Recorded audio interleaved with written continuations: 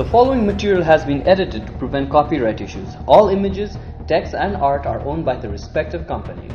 Please support the comic book industry by purchasing these books. What if Batman became the Flash? So this is called Batman Red Death, the dark multiverse, where everything that's supposed to go wrong goes wrong. Worlds that are doomed to end from the start since they are rotten at the core. It is the circle and balance, as they say, between the multiverse and the dark multiverse. As the man who last starts off, we are taken to Earth -52. Barry races through Central City. In the background we see Central City is being engulfed by a freak storm.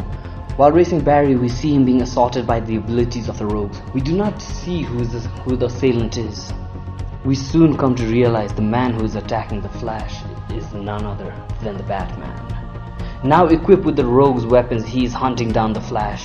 We see the Flash trying to reason with Bruce. He pleads with his friend to stop what he is doing. The Flash explains if Batman and the Flash did not work together, the freak storm would destroy the world. After a brief skirmish, we understand why the Batman is attacking the Flash. The Batman of this world wants the Speed Force to alter time and save the people he loves and the ones that he has lost. Flash tries to talk sense into him because the Flash too has lost people in the past, and by trying to alter time, it had extreme consequences. Barry Allen's words cannot reach Bruce. He is emotionally destroyed, as we see in a flashback of all the people he had lost. In addition to losing his parents, this Bruce had also lost the whole Bat family. Bruce believes that Barry is not utilizing the power of the Speed Force to its full potential. The fight rages on as the world falls apart beside them. The Flash tells Batman the rogues couldn't beat him with the weapons Batman is using. He taunts Batman if he would fare any better. As Batman lay on the floor, Barry approaches him. As Barry tries to help his former friend up, Batman freezes Barry's legs and knocks him out. When Barry wakes up, he finds himself attached to the hood of the Batmobile. He immediately realizes the contraption he is on. Barry was placed on a customized version of the cosmic treadmill he had built. The Batman explains that the Speed Force treadmill would harness the Speed Force from Barry into himself. Barry begs Bruce not to do it, however it's too late. As the Batmobile accelerates and the walls of the Speed Force start breaking, we see a bright light and both Barry and Bruce turn to skeletons. As we transition to Gotham, as crime and chaos are running rampant, we see a new entity emerging from the Speed Force. He races to save the city. The Riddler and Man-Bat meet their end at the hands of the new Speedster. As we see Scarecrow trying to kill innocents, he is immediately intercepted and torn in half. All the while we can hear two voices inside the Speedster, one of Barry and the other of Bruce. As Bruce states, "I am justice, I am vengeance, I am the Red Death." Shortly after eliminating all his targets in Gotham, he turns his attention to save the world. However, he is too late. As he watches his Gotham and his world crumble, he hears the voice of the Batman who laughs.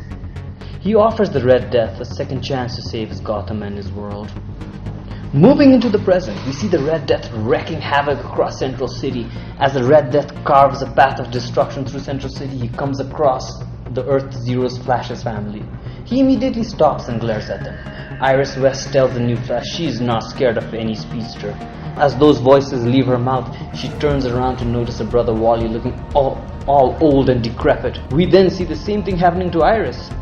As Iris and Wally are slowly withering away, they are saved by the arrival of the Flash.